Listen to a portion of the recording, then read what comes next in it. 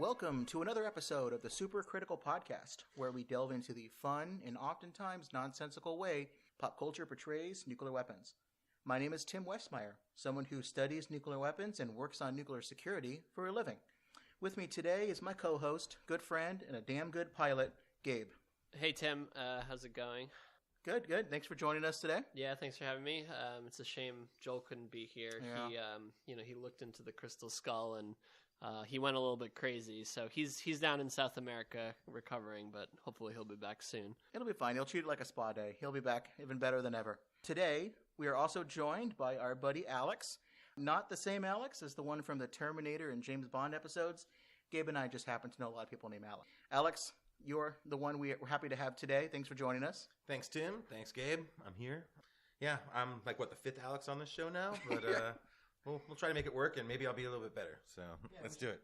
But Alex, you're not a nuclear scientist. You're not a nuclear weapons expert. You're just a friend of ours who happens to be pretty good about pop culture and has some good insights into this. I do listen to a lot of podcasts, so I'm hoping that this will translate over the mic. So...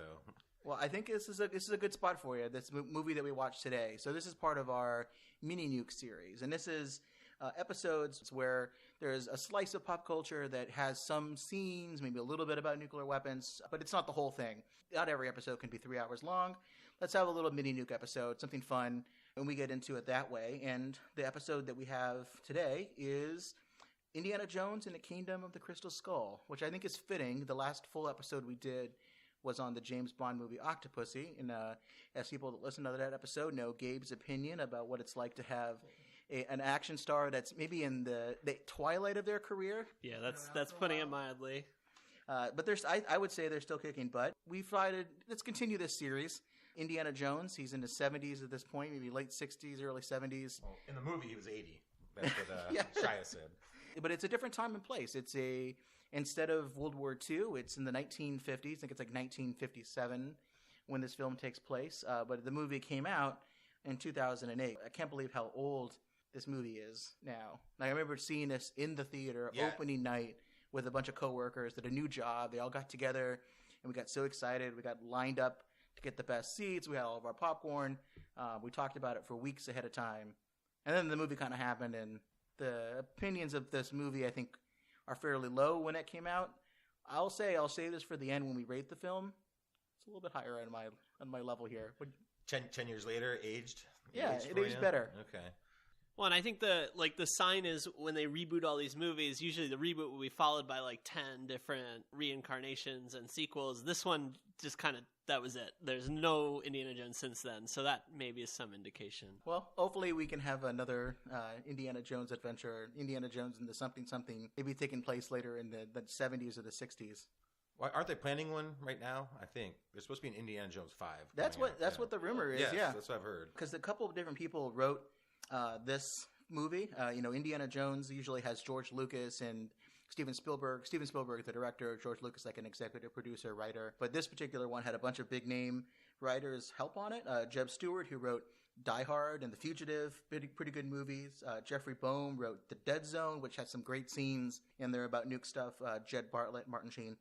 Starts a nuclear war. Frank Darabont, who directed my favorite movie, The Shawshank Redemption, has a little bit of a pen on this movie, but the final main writer was David Coep, who wrote Jurassic Park, Mission Impossible, Spider-Man, and the upcoming 5th Indiana Jones movie, in addition to this 4th one here. So they really had a dream team on this one. I think that was the idea, right? I mean, it has a lot of different people together. A lot of cooks. Maybe too many cooks. We'll see. Too many cooks? So with critics, this movie, 77% positive rating on Rotten Tomatoes. That's not bad. Pretty good. Yeah, that's pretty good. That's certified fresh. But the audience rating, much lower, 53% on Rotten Tomatoes. Usually, these big blockbuster movies is reversed. The people who are the fans like it a lot more. Like this Justice League movie, the people that like it liked it. But the critics attacked it the other way around here. So I saw this recently for Star Trek Discovery, the new Star Trek series, where it was a similar pattern where the critics rated it much higher than the viewers did. And I almost wonder if these very like cult status, with a big following type movies, whether they get so picked apart and the fans get super critical. Yeah, fanboys probably get their their talons. And Well, as much as these fanboys hated the movie, it made 780 or so million worldwide. That's a pretty good haul for this film. So let's find out what all the fuss is about. Spoiler warning as usual. We're going to get into the plot of this film. You know, it's a Mini-Nuke episode. The whole thing's not about nukes. If you want to, if you've seen this movie 1,000 times, just skip ahead to where we hear a little musical interlude that will separate our plot discussion from our nuclear discussion a little bit later on. So this movie stars Indiana Jones. We know Indiana Jones. This is the fourth of the Indiana Jones and the something or whatever series. We've seen him in the past. He's like a archaeologist professor by day or part-time. And on the other side, he is a suave, resourceful, no problem using a weapon, shooting somebody kind of guy who goes on adventures, right? We've seen him recover the lost Ark of the Covenant, burned up a bunch of Nazis. Then we see him trying to get the supposedly Jesus's chalice, the thing that was recovered in the Lost Crusades, and we find him. He finds it. He drinks from it. Apparently, it gives him ability to survive forever with some, he ages very well. Obviously. And then you also see him in the Temple of Doom survive almost getting his heart ripped out and all that kind of stuff because he finds himself into some sort of crazy cult area. So he's gone on a number of adventures.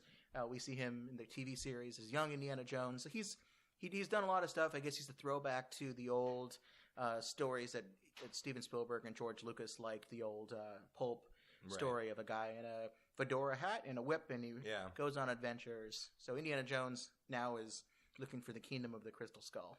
Let's get into it right now. Gabe, Alex, you guys are kind of the movie people here.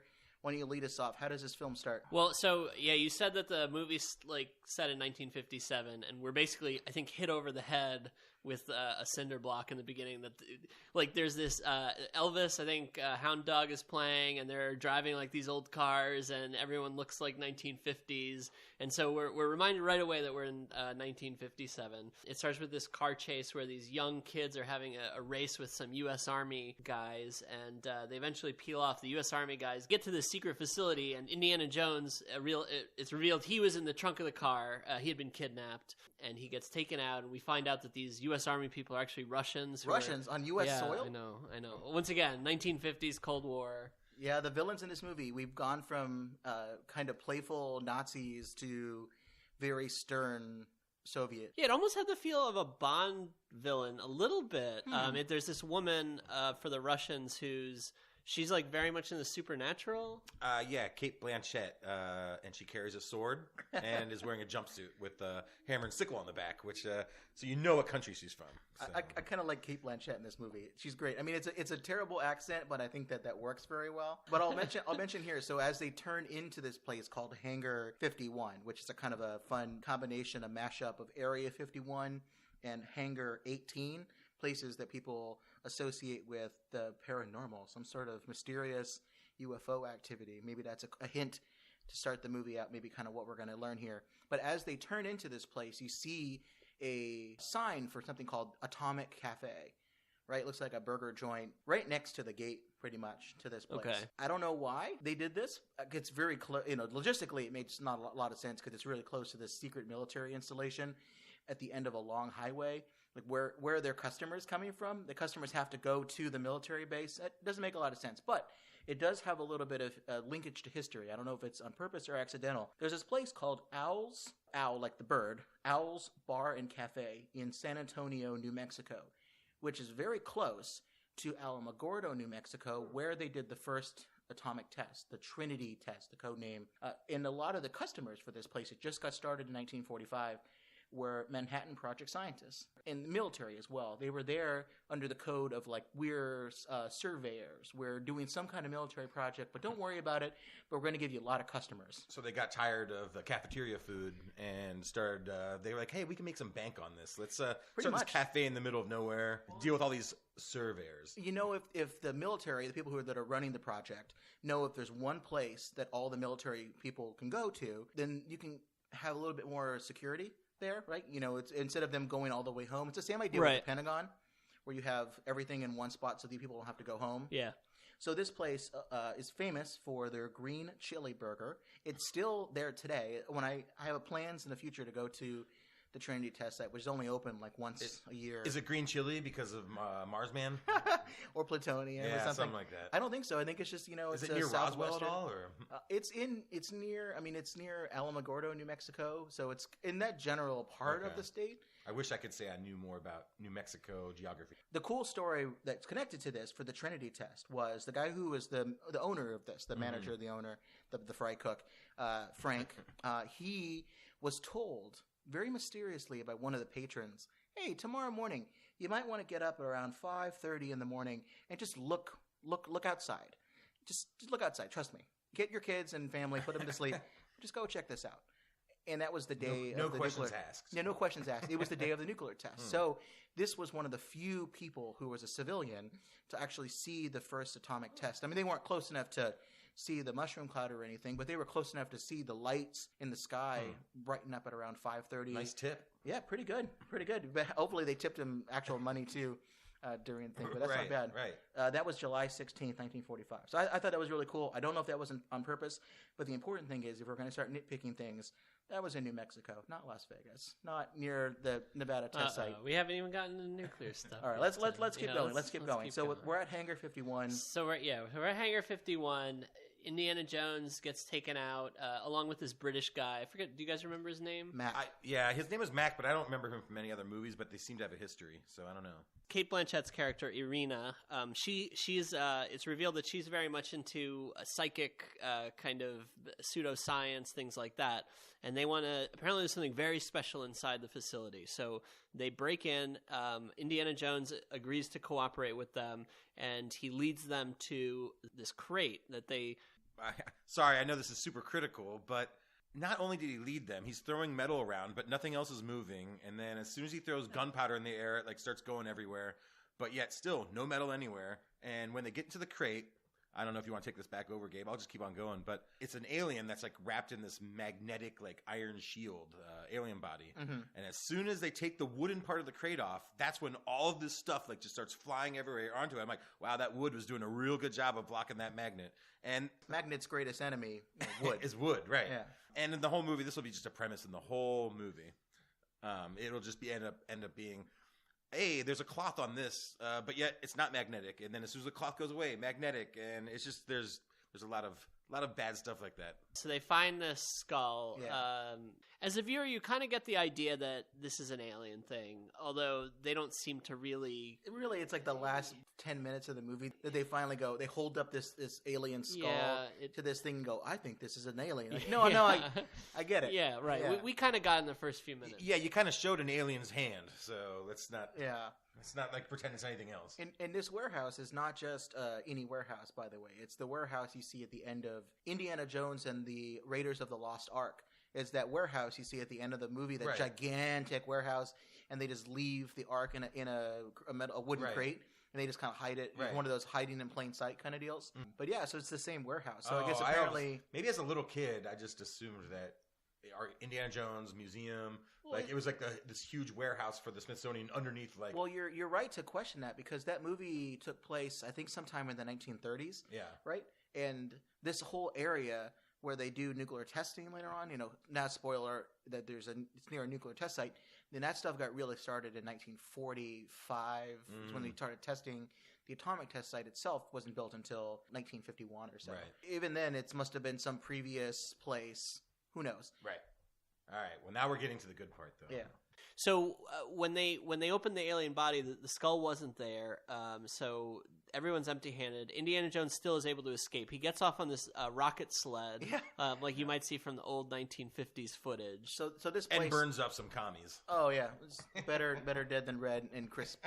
But the whole thing is funny that this warehouse is both this secret storage facility, but also co-located with a rocket sled test. Maybe missile test facility, something. Apparently, they do a lot of stuff there. Yeah, I guess it's efficient. If you can't build 30 different warehouses, just do everything in one spot. Right. Yeah. Exactly. Just right there, done in the desert.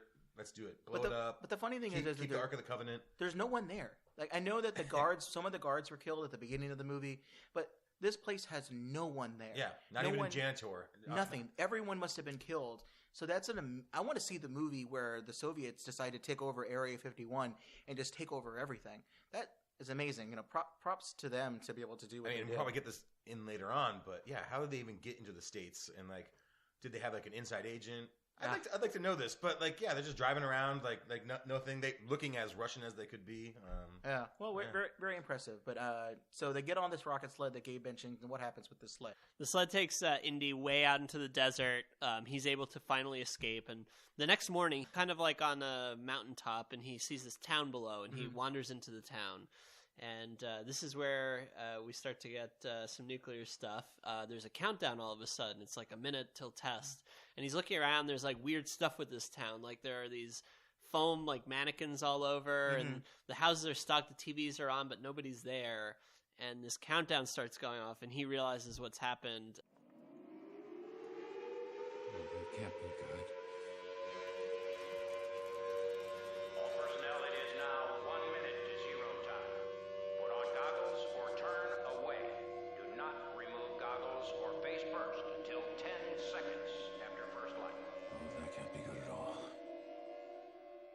This can't be good. Yeah, that he was in one of these towns that they were testing a nuclear. Yeah, going to test a nuclear weapon. He sees off in the distance this giant towering tower, and at the very top of it, we see it. We see an atomic bomb, some kind of thing. You know, it's an atomic bomb because it looks like a bomb, like an old cartoon. They really have to spell it out. I mean, yeah. It is an audience, so can't just show like what it probably looks like. Got to show a bomb. So it's like it's like the round bomb with the fins. It looks like Fat Man and Little Boy with bombs that were dropped on Hiroshima and Nagasaki. And there are these Russians that see him. That's right, yeah. And they find out what's happening too. They shout something in Russian, and I confirmed with my Russian speaking friend Boris. Hey Boris, that supposedly there are speaking words, and it says actual Russian, and they say something like "she's gonna blow." And you're like, oh, okay, well, there's a bomb. Yeah, they figured out what's happening here. Could they understand the announcement in the town though? Like if they're like underlings, like would they actually speak English at that time? I think they are good enough to maybe realize when the they hear a noise siren. That'll do it. Yeah, okay. I mean these klaxons, they to get out of town. Right. This is what we'll be talking about today. He survives by very quickly sealing himself inside of a refrigerator that it says it's lead lined on the outside, lead lined refrigerator. The blast happens. Quite a exciting, very like intense scene, I would say.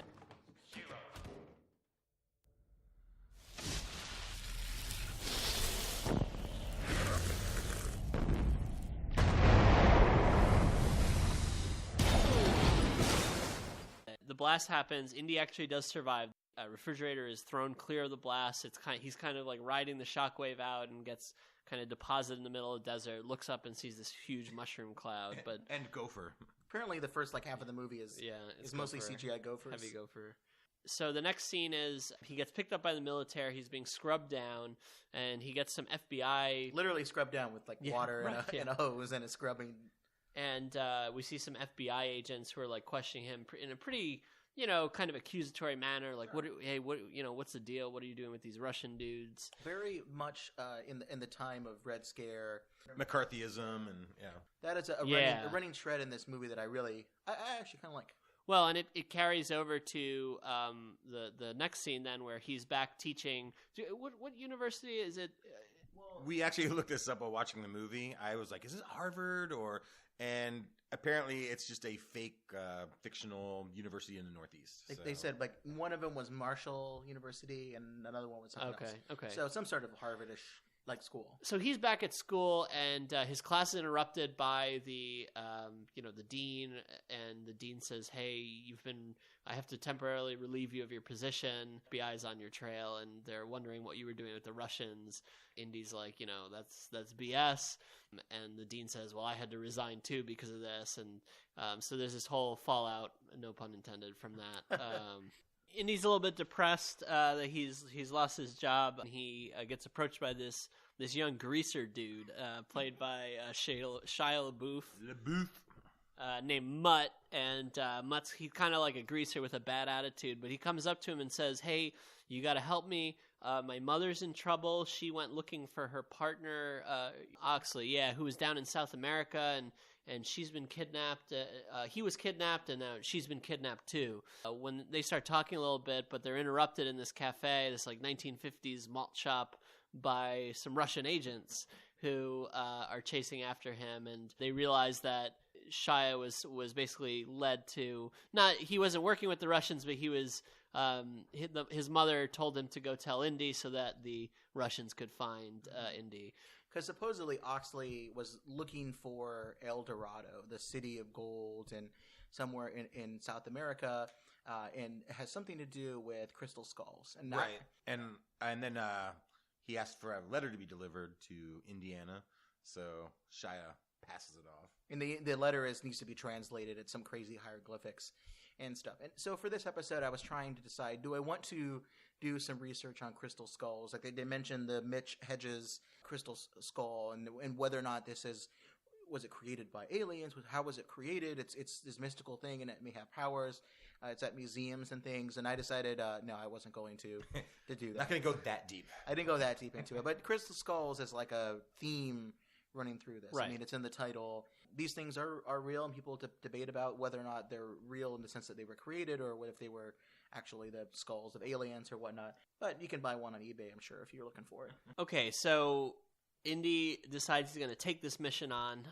They fly down to South America, to Peru, and any movie that has an airplane scene, I tend to pick apart because I like that stuff. And they actually show this, like in the montage, they show this old Pan Am airplane, which is actually an Antonov 2 painted in Pan Am colors. That's a Russian airplane, so that Pan Am never flew. Anyway.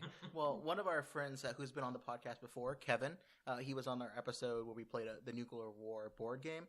He emailed into the show to have a similar mode of transportation complaint. So Mutt has this Harley-Davidson motorcycle, and this is what Kevin decided to nitpick about this. He said that his biggest complaint about the movie was not any of the Crystal Skull stuff, but that Shia LaBeouf's Harley was a hydraulic front disc brake, not available until 1972. So certainly not around the 1950s. Wow. And he says, that detail alone bothers me more than the fact that the entire motorcycle is a modern one. But I'm sure of that. For all of the mods they made for the bike, switching to a drum brake may have decreased safety for stunts and stuff. Oh, well. Oh, well. So I appreciate our listeners have all kinds of nitpicks and whatnot. So that's Kevin, thanks for that. So you get down to South America. Indy's deciphering this letter, and he finally tracks down where Oxley's last known whereabouts were. And apparently he was in a mental institution, basically. And they go into his cell and find these crazy writings on the wall.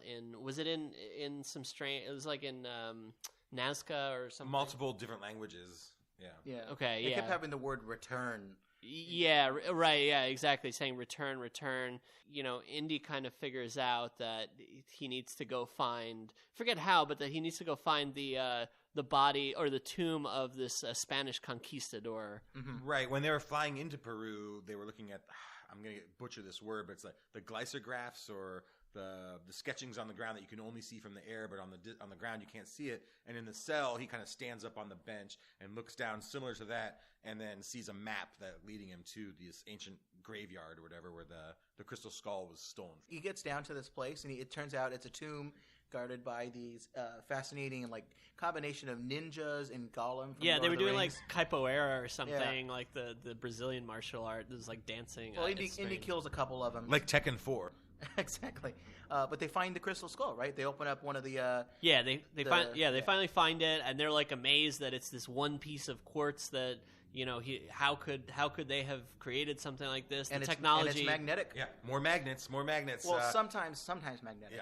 Yeah, because when it's when it's behind the dead body, nothing is moving towards it. But as soon as the dead body's moved, all this gold coins start flying towards it, and then just one hangs on, you know, and then Shia LaBeouf with his awesome knowledge says, "Gold doesn't stick to magnets." So you got that going.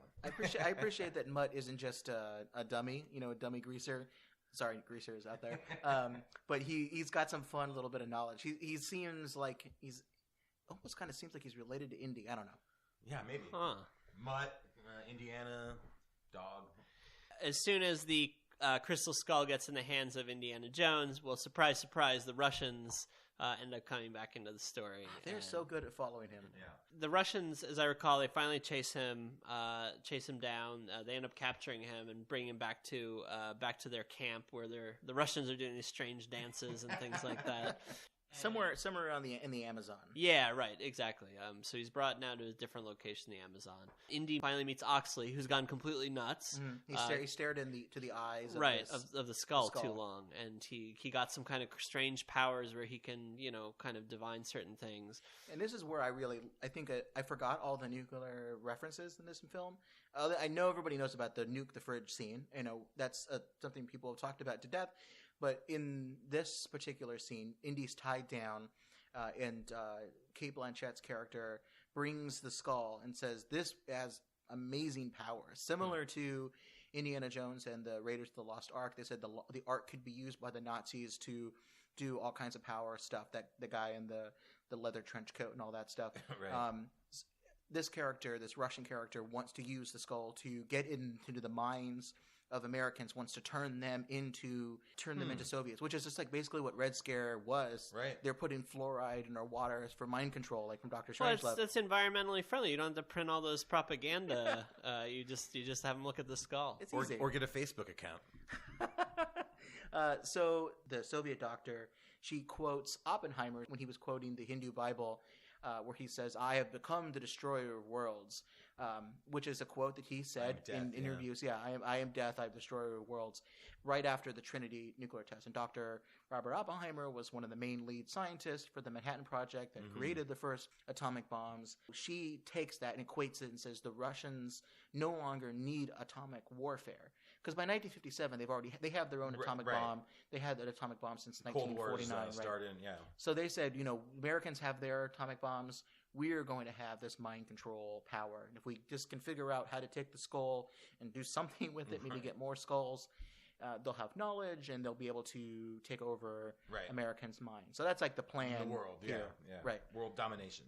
But at this camp, we're also introduced to Mutt's mother, who we find out is Marion Ravenwood from Raiders of the Lost Ark. So apparently, Indiana Jones had a couple different love interests throughout all the different films, but I guess Marion was his true love. I mean, yeah, it was from the first movie, so you imagine they bring her back, yeah. So she comes back. It was been about 20 years in the movie time since they've seen each other.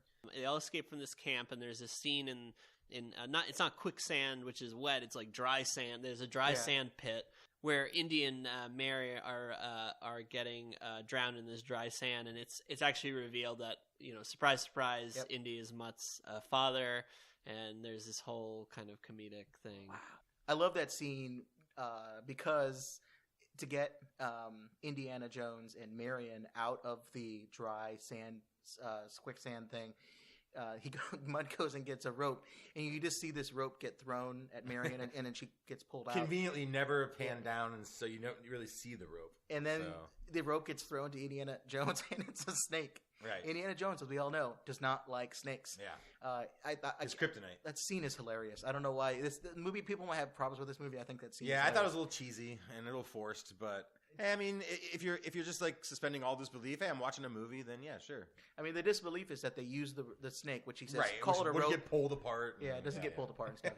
He says, call it a rope. Don't call it a snake, and then I'll grab it. Right. But unfortunately, the Soviets catch up to him again. They put him on a truck. What's his name? Oxy got when he asked for help, he went and got the Russians. Yeah. So. Well, when you're insane. So they get thrown on they get put onto a convoy to go somewhere, and this convoy turns into a chase with there's killer ants or something, all kinds of stuff. Yeah, we don't have to get into the details of this one, but I actually really like this chase scene compared to the one we had in Octopussy, that chase scene through the streets of India. That was icky. This one was classic Indiana Jones chase scene. Total classic Indiana Jones, very similar to Last Crusade with the tank, and it was good. And it was a nice long scene, 8 minutes. Yeah. Except for the one scene that you really hate, Alex. I do. It's at the end of it, so I choose to ignore that scene. It's when Shia LaBeouf gets caught up in the trees, and then all of his monkey saviors come, and they teach him how to like swing in CGI, and then they all magically catch up to gas-powered vehicles through the jungle. Yeah. There were just a number of times in this movie where I feel like they were like, well, we still got like, $50,000 left in the CGI budget, so what are we gonna do? I think we should add a prairie dog. Yeah, but Gabe, at least he didn't do the Tarzan thing, exactly like James in Bond did. Yeah, that was just the worst. So this chase eventually leads. They lose the Russians. It's actually revealed that the Russians have actually been following a little bit behind because somehow through this chase, Mac ends up joining up with Indy and his band again. He says he's a triple agent. Right, exactly. But he works for the CIA. But in fact, he's been dropping these little transponders to lead the Russians to them. So we get to the final part of the movie, which is this location where the skull is supposed to return to, just as was written on that the cell in the insane asylum. I guess Oxley's figured out the secret. They have to pull out some stones some sand comes out, and this big tower raises up. Yeah, out it of looks stone. like basically they're like an Aztec Mayan temple. Yeah, exactly. Yep. Which, again, it's weird in the age of satellites. I guess 1957, I'll give them this. Satellites weren't really a huge thing yet. So there's no Google Earth, but they did have airplanes that they probably flew over the Amazon a bunch, and it was a nice big clearing, and a whole bunch of tribespeople that were like hanging out that shied away from the crystal skull. So it's like, how was that never discovered from air? I guess the 1950s, it's still trying to figure out. We're starting to learn new things about the world. Yeah, I guess it's true. We don't know much about the ocean, so right. Yeah. Well, the next Indiana Jones movie would need to take place underwater. There we go. It'd have to be like what is that? The lost city of Atlantis, or something. In space. Or in space. That you might have actually just put the nail right in the head. I'm imagining it is going to be Atlantis. Well, they find a room full of treasure in the antechamber, and then they go into this chamber, and there are these aliens they're sitting in circles, these like crystal skeletons with crystal skulls. Yeah. But one of them is missing its crystal skull. The Russian woman comes in, Irina. She comes in at the end and says, "I finally found them," and she puts the skull on the last alien, and like stuff gets real really quick. Like the aliens somehow reanimate, like become alive again. And Irina's saying like, "Oh, I want to know your powers and everything," and they do this like mind meld with her, and the whole room starts like quaking, and all the bricks are coming down, and things start spinning, and sure enough, the team makes their escape. Mac ends up getting lost. He was trying to gather some gold from the antechamber. That was his whole story arc. He was trying to get rich. He loves gold. Well, I thought it was fun because Indiana Jones makes a comment that the aliens, which we learn now, we can talk about, the aliens are, he says, archaeologists, which is fun because he can relate to them. Because he's an archaeologist too. He would, like, how much of your time on alien archaeology is spent in the field versus in the classroom? He wants to know those kind of questions. Yeah, what kind of hat do the aliens wear? What kind of bullwhip do they use? Yeah, exactly. Do you have to? How many belts do they wear? Do you have to deal with academic faculty politics too? How does that work? Alex and I looked this up as we were watching the movie. Do you remember that whole trend? I guess it's still going on. The ancient aliens thing on History Channel. I thought you were going to talk about hipster haircuts. But okay. No, I don't. No, I don't. So Ancient Aliens is a very popular show. It's all about how everything that ever took place in history. Pyramids. It all starts with the pyramids, but then they had to fill up 12 seasons, so then everything is aliens. Everything's alien. It's the idea, the concept of from the Bible, the chariots of fire. Angels, everything. Angels they're aliens. Like how did the Aztecs create technology? It can't be because they figured it out themselves. It must have been aliens. Yeah.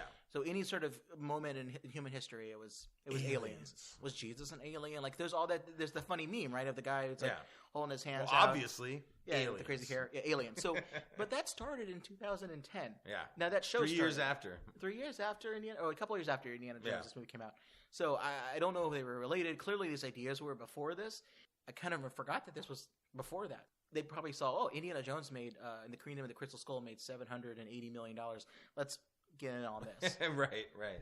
The movie ends with this woman, Irina, is kind of absorbed into this, what we find out becomes a portal to a new dimension from putting the skull on. Which a perfect place for communists to go to. They're probably going to feel right at home because they mentioned earlier that she's not dead. She's just in some other portal doing some of she might be dead because she like burned up or something.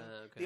The other communists there got lifted up. And they make a comment earlier about how the aliens are some kind of collective being from an alternate dimension, which makes perfect sense. That's why the communists are going to fit in because they're a collective too. Yeah, wait in line with others. Indy and Marion and Mutt and Oxley, they're all able to escape. And the next, they all get away fine. And actually, the movie ends with Indy not only gets his job back, but he becomes the dean. And that's just more academic responsibility, and I don't he know why he gets wants less to do time it. in the field. It's Yeah. not- And then Marianne and Indy end up getting married, and Shia LaBeouf's character Mutt, he's there at the wedding, and Oxley's there, and everyone's happy, and it ends on that high note of the wedding. Yeah, Oxley shaved, and God, you love a movie when it just ends with a wedding and happily ever after, and close the book and chapter done, and you feel good about it yourself. You know? You think maybe they're setting up for the future because the doors open in the church and the wind blows and knocks Indiana Jones's famous fedora off of the coat hat hanger, and it blows over and lands right next to Mutt, and he goes to pick it up, and you're like, oh. Either if you're enjoying this movie, and you're like, yeah, Mutt, Second Adventure is great. Or, time to pass the franchise on, you know? Like, let's do this thing. Or you get upset because you haven't enjoyed the movie, and you're like, don't do that. Yeah. Of course, Indiana Jones walks by, steals the hat, puts it back on. He's like, I'm not dead yet. Yeah. I got a fifth movie in for me. Let's do this thing.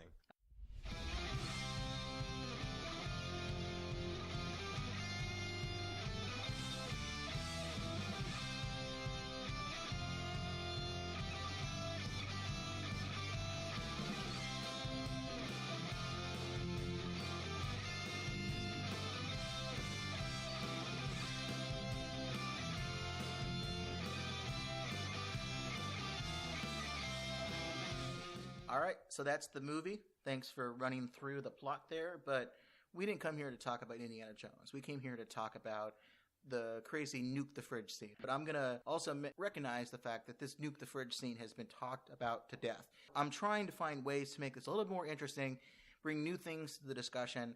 But also, we talk things to death anyways. The idea of some sort of nuke fridge scene has its roots not in Indiana Jones, but in another one of my favorite trilogies, the Back to the Future movies.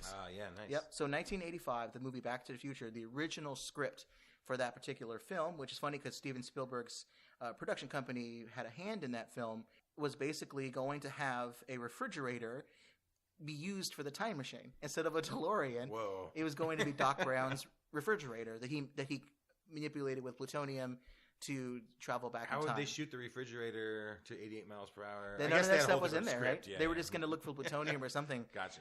So Marty McFly was going to have to survive an atomic blast in the past, and that was how he was going to get home. So instead of going 88 miles an hour, he was take the refrigerator, put it next to a nuclear test, and then boom, and travel to the future. But they didn't do that because because it's a ridiculous idea. No.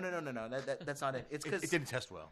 They were worried. Robert Zemeckis, the director, worried that the idea that children would be inspired to go inside refrigerators, because that was a problem. People would go in a refrigerator, like in a junkyard or something. I'm old enough to actually remember those PSAs. Yeah. So, yeah. Really? Oh, yeah.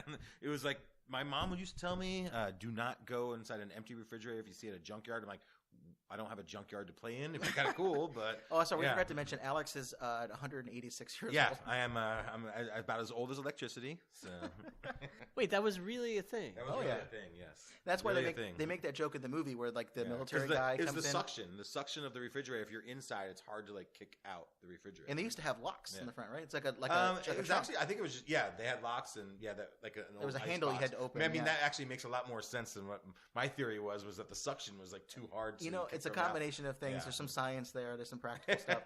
But I just heard never to do it. So. Well, that's why the military guy makes that joke when he comes in, when Indy's being debriefed by the FBI, and he says, "Don't you know that those refrigerators are death traps? Dangerous." Yeah, they had to. It was almost like the lawyers forced him to throw that line in there. Yeah.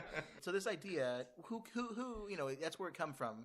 But why does it in the Indiana Jones movie? So there was a controversy, why did this get put in there? Whose fault is it? Is it George Lucas's fault as a writer, or is it Steven Spielberg's fault? And for the longest time, Steven Spielberg said, blame me, don't blame George Lucas. It was my silly idea. But when that particular comment reached George Lucas, he said, that's not true. Steven Spielberg is just trying to protect me. And it turns out that it was Steven Spielberg, according to this news story, who said that he didn't believe that the scene was realistic enough. But George Lucas really liked it. He put his crack research team together, and they put together a dossier file, which he said was about 6 inches thick. Wow. And here's the quote from George Lucas. He says, if the refrigerator was lined with enough lead, and if Indiana Jones was lucky enough to not break every bone in his body, the odds of survival would be, quote, according to a lot of scientists, about 50-50. Well, when they were scrubbing him down, they did show him with a bunch of bruises. So, Sure. yeah. I mean, I guess the lead worked, and then the odds of survival went up with him with the lead, and he didn't break any bones. So, yeah, he's indie. Yeah. I mean, he's a comic book character. So Pretty much. Well, I think the best theory that I've heard about this is that Indiana Jones, when he drank the water from the actual, the actual Jesus' cup from the Last Supper, that gave him powers of immortality, and that's why he can survive all these crazy things. What if? Oh, sorry, tangent. What if he actually did get sucked up to the other dimension and became Han Solo? Oh, and the rest of that is just kind of another dimension. Yeah, exactly. Yep, and then later on he comes back as a replicant. And I guess he was a little old though. Too old. Yeah, it works. I'm sure there's lots of ways people have put together some sort of multiverse. Crossovers are all the rage these days. Right. So everybody, lots of things. If you search the word Indiana Jones, probably the first hit you're going to get on the internet is, could he actually survive this nuclear test in the refrigerator? So I'm not going to get into that just yet. First, I'd like to talk a little bit about the time and place, about why they even put this scene in a movie in the 1950s was where it's set. So a little bit of context here. So nuclear testing in the 1950s. Because I actually kind of think that this scene, even though there's these little things to nitpick, kind of in a way is perfect for this type of movie. So nuclear testing. So where did nuclear tests take place? Since 1951, when they built the Nevada test site, which is now called the Nevada National Security Site, it was originally something called the Nevada Proving Grounds, where they would test missiles and rockets and things like that, like rocket sleds and all that. This place is about 65 miles northwest of Las Vegas. That's very, close. very close. Yeah. So it's very close. So they built this place very close to Las Vegas, and like I said, it was 1951, and it was used for testing until 1992. Okay. It was when we've now, since 1992, have had this moratorium on nuclear testing. I mean, that seems pretty recent also. It's pretty recent, yeah. So it's nuclear testing is, there's a treaty out there called the Comprehensive Nuclear Test Ban Treaty that was negotiated and open for signature in 1996. The U.S. has signed it, but has not ratified it. It needs a certain number of countries to ratify it so that it actually goes into effect of law. But countries, except for North Korea, have recognized it. So they recognize that they're not actually testing. The only countries that have tested since 1992, or since the treaty has been signed by many of them, has been Pakistan, India, and most recently North Korea a number of times. Catching up.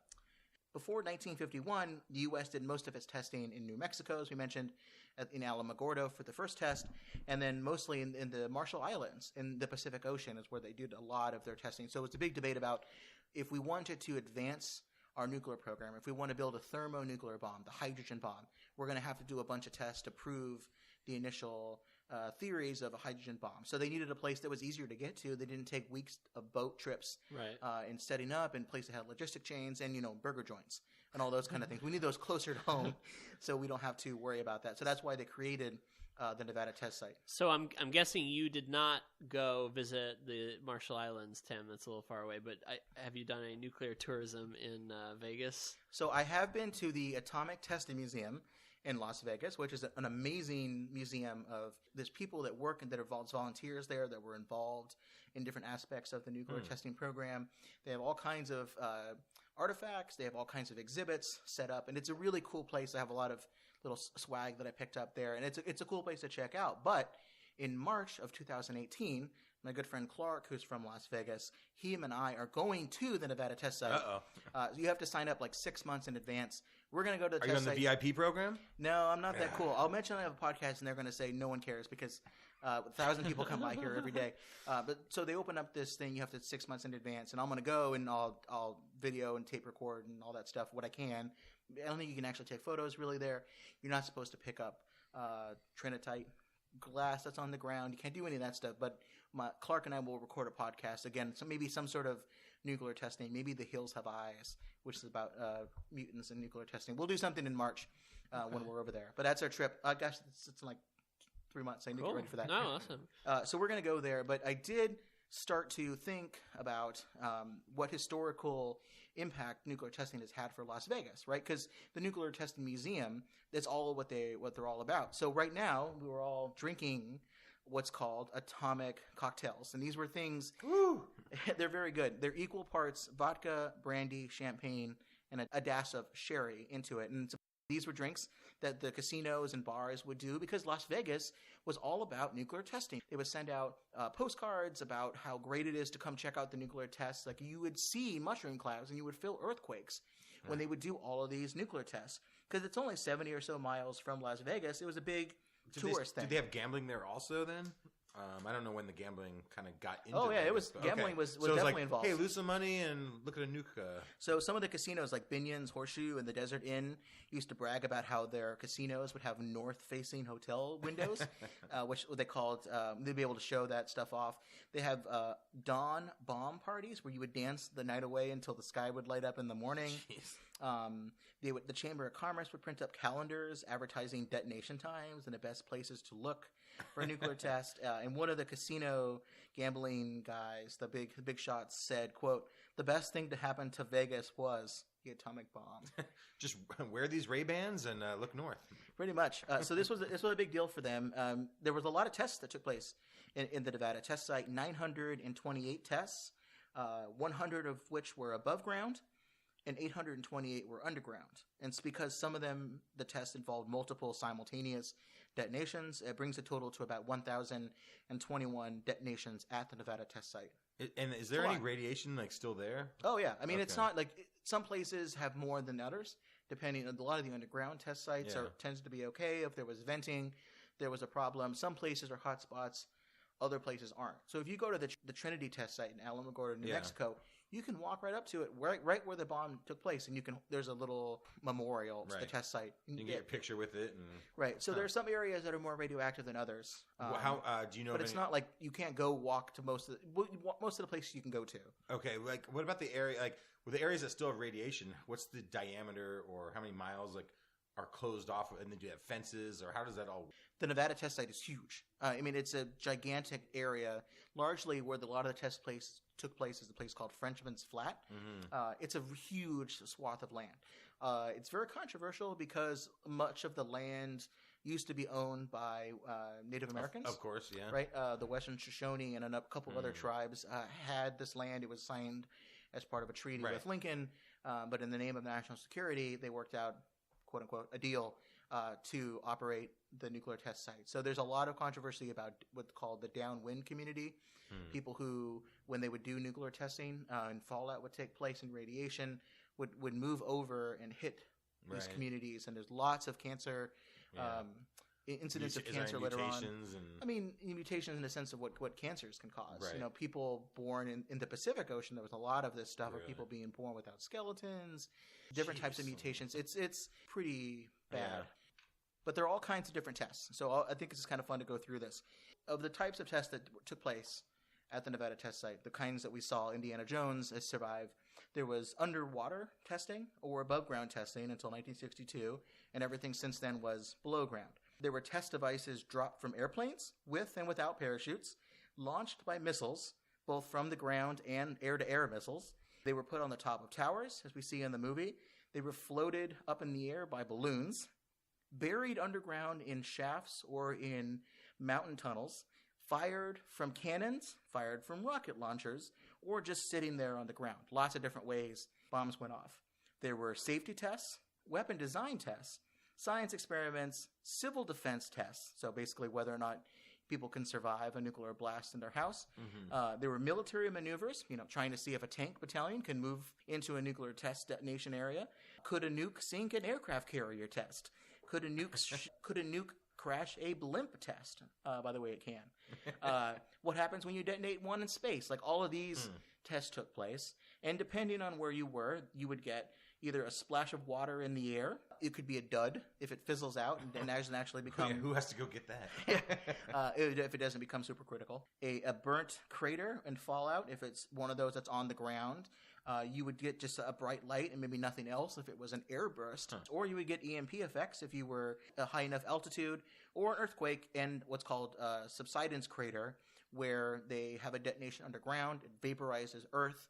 The Earth above that falls down. And that's what looks like a crater, like they would detonate it like a meteor or something hitting the ground. But really, those underground tests can still cause what looks like craters. Basically, the point is lots of different tests, depending either to design new weapons or to become more confident about the ones that you have right now. So the test that we see in the movie has a lot of inspirations. We were asking about that during the movie. Is this something that took place in real life? Yeah. It does have some inspirations.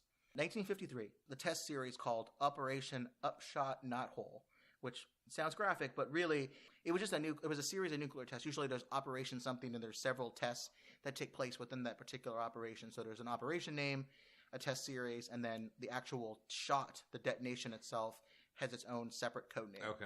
So this one that I want to mention here is innocently called Annie, the Annie shot of the Operation Upshot Knothole series. This was nationally televised in 1953 in March of that year.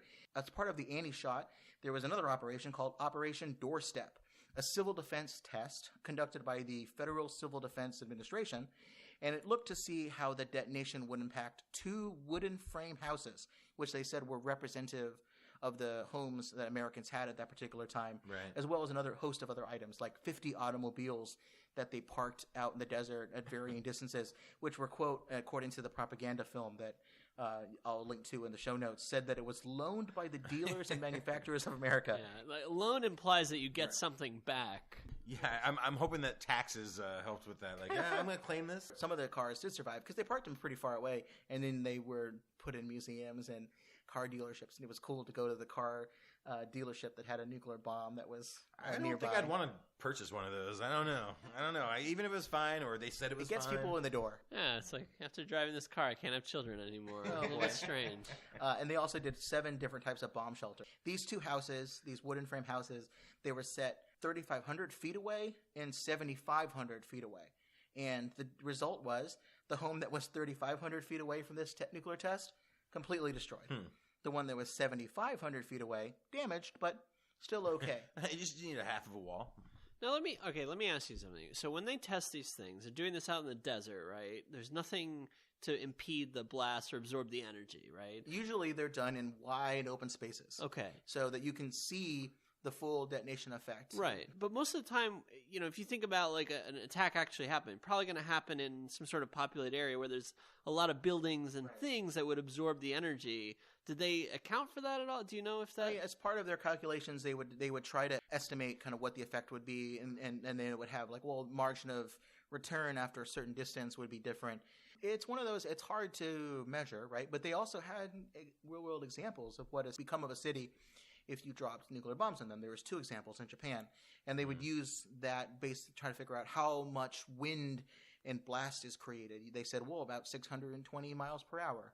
And they would say how far that would go. And so there was some science there that was based on real-world examples, and there was also just mathematical equations they would try to estimate using things what was called an overpressure. They know a house gets knocked down at 5 psi overpressure, and concrete buildings need higher, like 15 or 20 psi. That's not the exact amount, but they know some of that stuff, and then they would say, well, a city tends to have this number of houses, and they would try to estimate that way. But it's also other things to take into effect, right? Like fires, because none of these homes, even though the homes in the movie apparently have water and electricity, maybe gas lines, those are things that exist in real world cities. But if you imagine all of a sudden you blow up a bunch of buildings, now you have gas fires being started throughout the entirety of the city, and people don't calculate a lot of the times what the effect of that would be. That's sick. Yeah. But yeah, so that's one example. Another one, 1955, Operation Teapot. I always love how innocent these names sound. 14 different blasts in the Nevada desert over 3 months. And the one from there that is the most applicable, the Apple II test. First iPhone. The Apple II. Yeah. In May 5th of that year, it was designed to test structures of various materials and placed different things at varying distances from the blast site. So things like fake mannequins inside houses with people posed like they would be in just a normal part of life. Like in the movie. Just like the movie. And there was also cameras to watch what was happening. And I think also as part of this series, they would bury like canned food, water, beer different things like that, and they would try to test to see what the effects would be. And in a lot of these tests, they also used animals like pigs and dogs and things, and they would tie them up, and then they would see what the effects would be. No, I was wondering in the movie whether they actually would have that level of detail. I mean, would they have they had sprinklers running and the TV on? Did they really try to very accurately? No, not nearly to the degree of the movie. Sprinklers running, but yet the water doesn't work in the house when he tries it. So I was like, what? They were not nearly this elaborate. I mean, there were some things that were fascinating. They wanted to see what different types of clothing would affect the heat from a nuclear blast. So they would dress someone in dark clothing. Then they would have a light sundress. And then these mannequins... Have someone in a greaser outfit with the Sheila Boofs there. Wouldn't that be great if it turns out that the greaser, that when you put grease in your hair and you wear a leather jacket, that makes you immune to nuclear fire? You end up kind of looking like the guy from that video game. Was that Fallout? No. Oh, yeah. Wow. All that stuff makes sense. Too bad that it's not what turned out to be. I don't think they ever tested leather jackets. We'll have to see. So they would test things like to see what certain shades of clothing would help and all of that. But these homes were not nearly as elaborate as they are made out to be in the movie. And also they tended to be one or two of these houses. They wouldn't build all this other stuff. But I'll get into that. I have a whole series of rants on that front. But one more example, I think it's interesting. In 1957, Operation Plum Bob, that test series, the same year that the movie takes place, there was 29 detonations in that year, that series between May and October of that year. Very controversial because they used 18,000 service members in the U.S. military, and they basically had them going out and doing maneuvers during the course of this particular series. A nuclear bomb would go off, they would be in trenches, and then they would say, advance towards the mushroom cloud. They were supposedly told ahead of time what the risk would be, but they would try to see how they would fare in the course of a military battlefield if nuclear weapons were being used. And by some accounts, the radiological effects of those particular theories have caused between 1,000 and 20,000 deaths. Jeez. And between 11,000 and 200,000 cases of thyroid cancer. The official reports say it was much lower. Other reports say it was much higher. But it was a particularly controversial series of tests for the public. Wow. So these fake towns that you mentioned earlier, Gabe, I think the fun part about that is either they're referred to as doom towns or survival towns. I guess depending whether or not you're a glass half full or half empty kind of person. These doom towns were created to test civil defense and military questions that the scientists and the defense planners would have. So civil defense, as we mentioned earlier, this is trying to organize a population to survive a nuclear attack so that whoever survived, there'd be some sort of semblance of a world afterwards. Right. And it's also to tell your population that it's okay that we can have all these nuclear weapons because we'll be able to survive. And you're telling the enemy, don't even think about attacking us because we'll survive regardless. The Russians had a similar civil defense program. We had one at various times in history. You can say how robust it was or whether or not it was realistic, but these civil defense tests in these fake towns were to test things like military or civilian buildings, how would they survive, wooden versus concrete structures. Could you reinforce a house in a particular way? And I know, Alex, you work in building construction, a little bit of that. So that was some of the things they would test. Would a particular type of reinforcement of a house, like if you reinforced it with rebar versus a wooden structure, concrete versus stuff, what would you do? Right, and I imagine anything we're building nowadays is probably not going to do as well as anything that was built 40, 50 years ago. It's all just brick and wood. Well, I appreciate that. This is the first podcast we're taping in my new house that my wife and I just bought earlier last year. And this whole structure was made in 1940 for the Department of Defense. And it's plaster walls and brick walls on the outside. It's a pretty sturdy structure. Our home inspector said, this is not going to fall down. And I said, in the event of a nuclear test? And he goes, well, I don't know. God. I don't know. I can't sign off Tim, on that. can I ask the question that all of our listeners are asking? Do you have a bomb shelter in this house?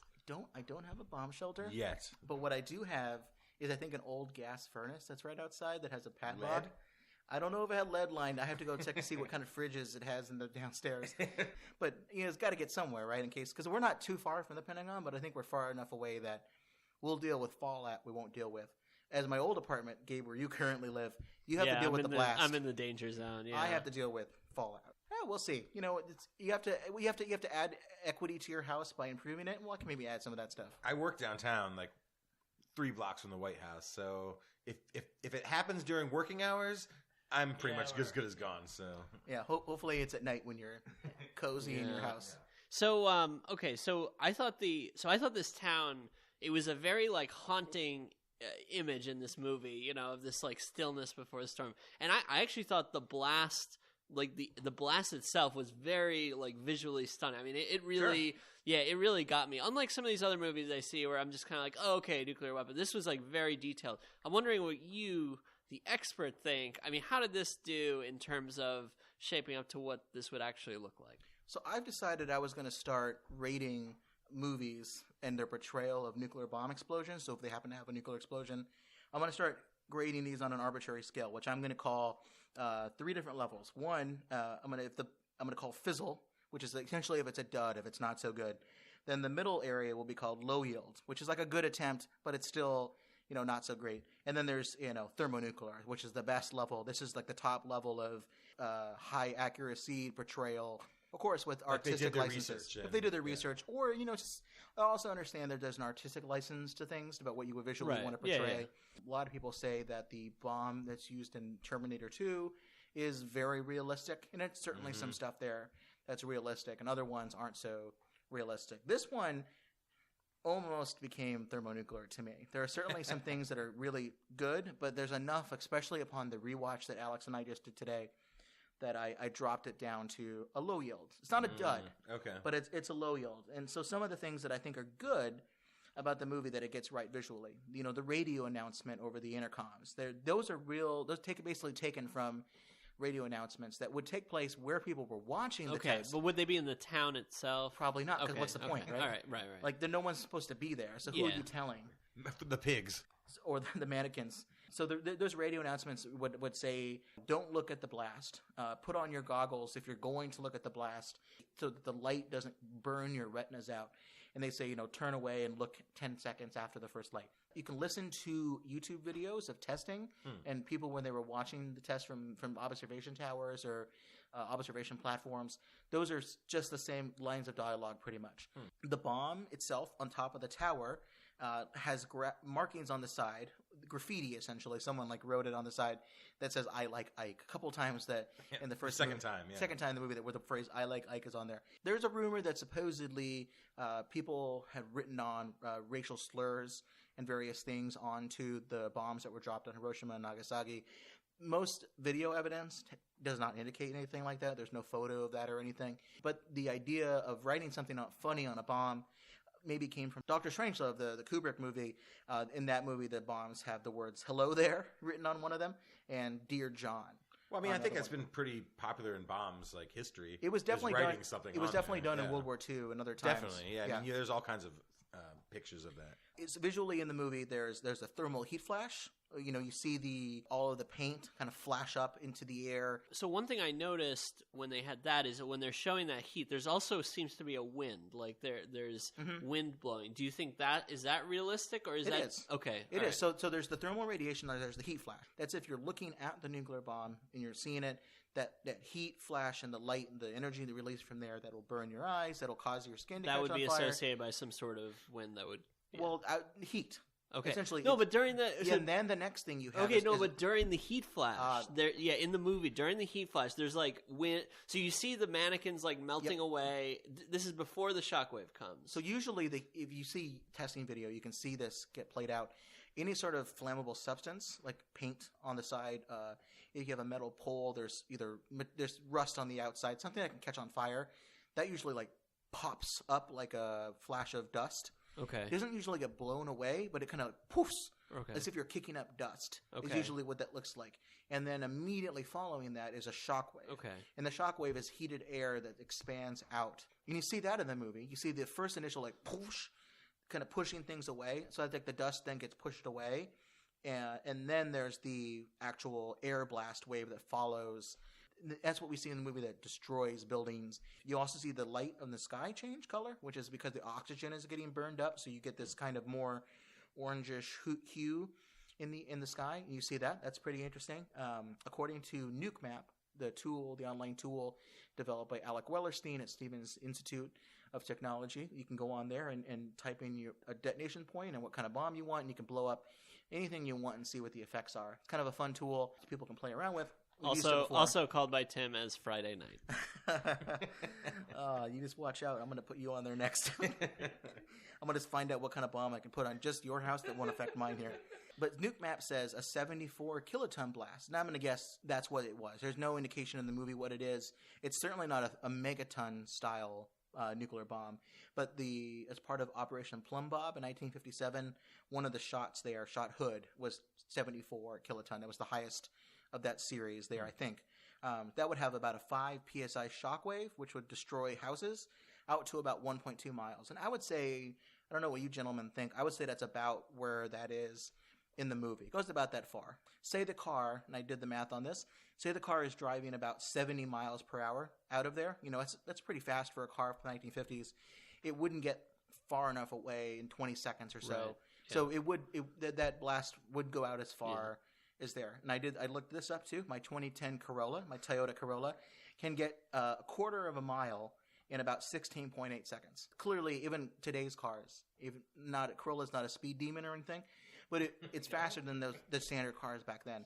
It wouldn't be able to get away. So that kind of matches up pretty well. Okay, so there's some good things. I'm wondering, but you didn't go thermonuclear, and I'm wondering, I mean, I have my own question. I'm no expert on this, but I was like, why is Indiana Jones, first he's like right next to this 51 hangar, and then all of a sudden he's like right in this town where they're doing this nuclear weapon. Shouldn't somebody watching this, how did he just wander accidentally to this area? This gets really weird. And Alex and I mentioned this earlier because let's say that the hangar, all the guards were killed, and all the workers there were killed. Hundreds of people, and there was no alarm set off. Fine. But it's an overnight thing. He finds the test site the next day. At no point was there a shift change. Did anyone nearby this area where they do nuclear testing didn't see anything? Yeah, the hangar's all like messed up. Like no one's like raised an alarm. So there are cameras. I couldn't figure out whether or not the cameras in the Doomtown, Survival Town, if they're probably not live. If they are, there's some visualization there that they could have seen that there was someone there. I mean, but they do look at it with a binocular. I mean, they can see there's a car driving around there. Let's not do the test, right? You can probably see some movement flashing or something. They would see something. This nuclear test apparently just takes place by itself. Who's doing? I mean, these test sites, these are really big deals. They built 24, 30 houses in this town and a water tower. And I'm imagining there's a bunch of hotels around there. People are watching north, waiting to see this, drinking their atomic cocktails. Exactly. But okay, fine. It's a ghost town. Maybe it's a commentary on how unsafe they were with nuclear tests. They would just be like, it happens every day, so they don't even pay attention anymore. Right. Yeah. But there's other things that did bother me, and I'm going to go through a couple of things here. I like the heat flash that happens, the puff of smoke from the stuff being vaporized, but then you see after the puff of smoke and on the houses and everything, there's still paint on the house. They didn't remove the paint from the house on CGI, so you see this puff like the roof catches on fire, but nothing else. So they inconsistently do that part of it. The mushroom cloud I thought was a lot larger than a 74 kiloton would be. It looked huge. When he's looking up at it, it just looks enormous. And I mean, it was very well done. And maybe this is where the artistic license comes into place, where I'm maybe less super critical about this than you'd be. But it did seem really big. Either it's a below 100 kiloton test and Indy's able to survive because of the distance and all that stuff, or it's a megaton test where we get those gigantic mushroom clouds like that, gigantic being a relative term. And there's no possible way he survives, even if you suspend doubt, unless you really believe the theory that he's being protected by God. The other issue is that usually there's military drills that are done alongside of the tests, like I mentioned earlier about Operation Plum Bob and all that. Yeah. But there's no military around at all. There's no cables and measuring equipment. Like most nuclear tests have miles and miles and miles of wiring and cables running up to the test itself, all kinds of different measuring equipment. If you're going to do this, you might as well learn something. We're not just trying to find out whether or not a building blows up. We all want to know at this distance what kind of overpressure there is, and they try to figure all that stuff out. But none of that stuff's there. At the top of the tower, where the nuclear bomb is, it's an actual nuclear bomb. You know what I mean? It's a gravity bomb. It's in a casing. It's in a round oval casing like the Fat Man and Little Boy bombs with tail fins. I couldn't find any example of actually a tower test having a bomb like that there. Because why would they do that? Right, they're not testing the fin. They're not testing the casing. Yeah, you would only need that if you're dropping it from high altitude out of an airplane. Most nuclear tests were like, it was a test device. It wasn't a bomb itself. They would test nuclear bombs with parachutes. They would like drop them out of an airplane and then how it would slowly parachute down to the altitude and then it would detonate. And then they would put that in a test device that looked like an actual bomb itself. But there's no reason to do that on a tower test. I couldn't find any examples of that. I'm not saying it didn't happen, but it's a cue to the audience, right? It's like shorthand. Yeah, right. This is a bomb. Yeah. Right. If they just had an actual testing device, people would say, "What is that weather tower doing?" They should have played. They should have played Hound Dog again over it, so you would. Oh, okay, it's the 1950s still. Yeah. Also, for some reason, the tower is on top of or amidst a mountain range. We didn't do a lot of mountain range tests. I'm pretty sure we haven't done any mountain range tests. You can test inside of a mountain, but when you do a nuclear test, as Gabe and I mentioned earlier, you do this in a wide open area, so you can see what the full effects are. If you do this in a mountain, much of the explosion will be absorbed by the mountain. Right. Why add any variables? You can't control those variables. You want to be able to know. So I don't know why they did that. It probably looks cool because you can have it on top of a mountain, and look down onto the town. Yeah, it's all cinema. They certainly didn't do it like that.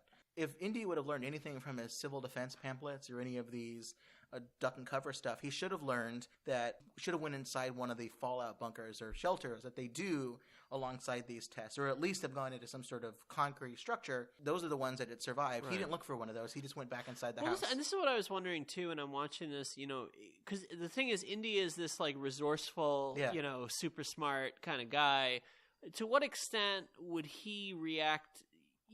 I would think, how would a normal person at that time react if a bomb was actually going off? Would they look for their fridge? Would they go in the house? Like, what would they do versus what? I would have said a prayer, I would have prayed to all the gods. Just say a prayer. There is a question there. Did he go inside the refrigerator because he knew it was lead-lined? Lead-lined refrigerators aren't a thing. Like commercial-grade refrigerators you would buy for your house, that was never a thing. It didn't help with the cooling? It didn't. I mean, lead-lined did not help for insulation. I mean, sure, I guess. So would concrete, right? If you had some sort of kind of lining to it. But there are lead-lined refrigerators, but those are used in laboratories. And usually they're really thin amounts of lead. It's just basically you have an isotope sample and you want to make sure that if someone's sitting next to it, they don't get a burn on their leg or something, right. Or something bad happening.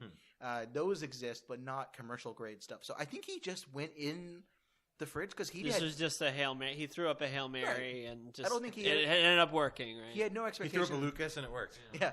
He had no expectation that he would survive because of radiation. He had no expectation that he would survive the blaster get fired out. That was just like, I don't have any.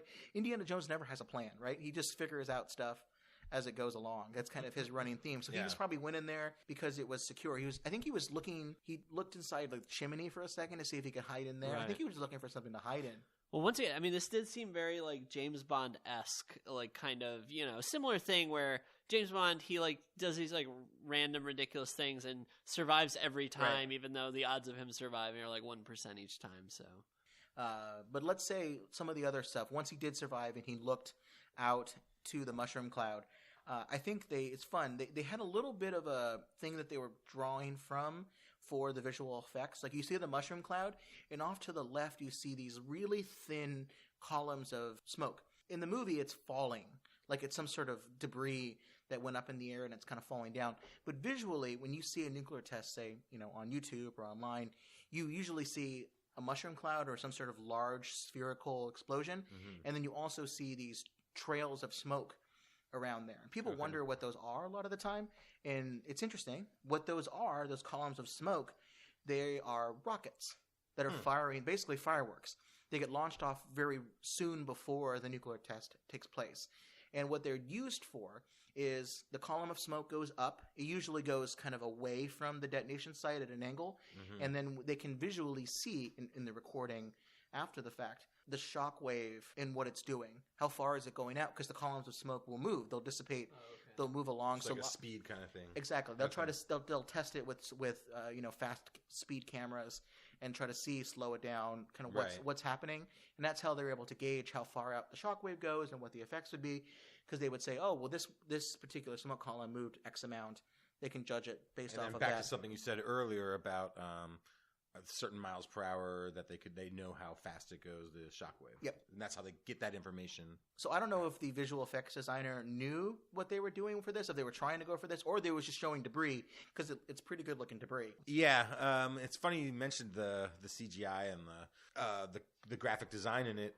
My friend Brian moved out to California about 3 years before this movie came out, and it was the first movie that he was actually had a full credit in. So me and my friends, we all saw it, and I was not impressed when I first saw the movie, but we had to actually even wait longer to wait for his company to show up. And when they show 50 names on the screen as it's scrolling up, like, whoa, there he is, we got him. So, yeah, shout out to Brian in California. He's still doing it. So, good, yeah. good. Well, again, I'm not treating this as a dud. It's just in that middle area in terms of visualization. I would be very surprised if you worked on that one scene. Okay. So, yeah. Well, of all the things that I complained about, the thing that I think is the worst imagery portrayed in the film, what they get wrong, is the fact that the Doomtown has mannequin kids and playing on a slip and slide, right? Yeah. You know, that like tarp thing with Right. the water and you slide in there.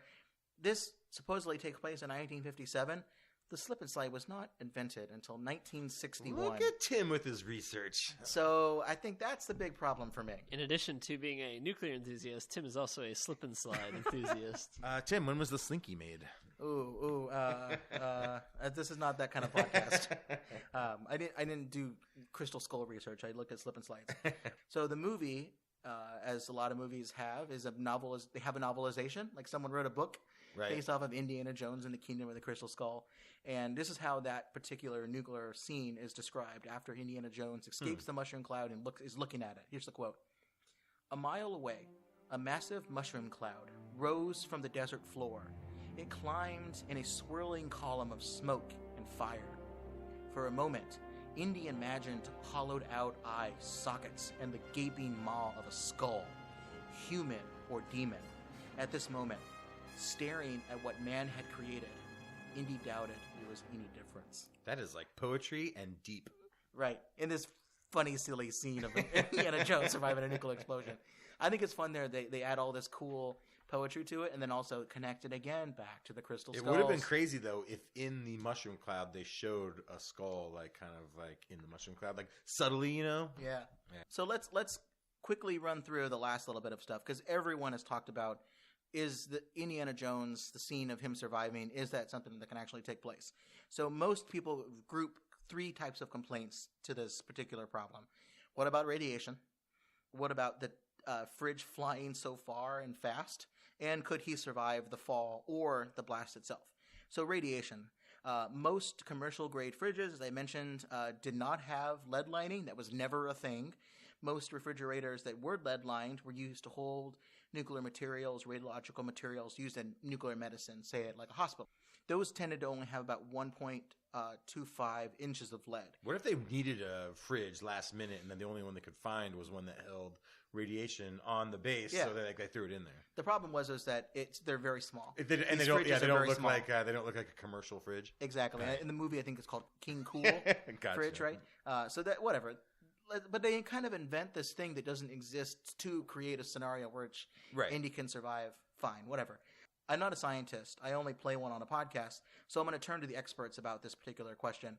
In 2016, in a science journal, an article was published called Indiana Jones and the Fridge to Freedom. This was by the Department of Physics and Astronomy at the University of Leicester. The team asked whether Indiana Jones would be able to survive the lethal dose of gamma radiation if inside the fridge. And here's what they did. They crunched the numbers, and they concluded that the fridge lining of lead would need to be at least 1.8 inches thick so that he would remain unharmed. So unless the entire fridge door was made of lead and not just lead-lined, he would not be able to survive that. Think about it similar, like if you had a suit jacket that wasn't just lined with silk, but was made entirely of silk. Oh, yeah, that's a pretty good capstone by that grad student. So. Yeah, it's not bad. Yeah. This article doesn't even get into other types of radiation dangers. You know, you have alpha particles, beta particles, gamma radiation. Alpha and beta particles are no problem. Those things tend to be blocked by your skin, a shirt. They're really dangerous if they're breathed or consumed in food or water. But neutron radiation is a huge problem. A refrigerator door would not stop neutron radiation. And so the question is, if he's close enough to get hit with neutron radiation, there's nothing really you can do. But there's also the question of the heat coming from that particular nuclear explosion. Is that turning the refrigerator to an oven? That's a great question. People that have apologized for the film or tried to explain it have said that the fridge is flying, so it's no chance of, it's like walking across the coals. If there's not enough contact with heat doesn't really bother you that much. That's what they say.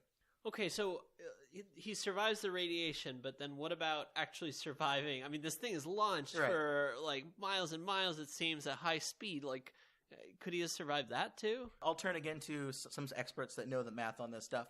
Math was never my strong suit. I'm more about talking about other people doing math, right?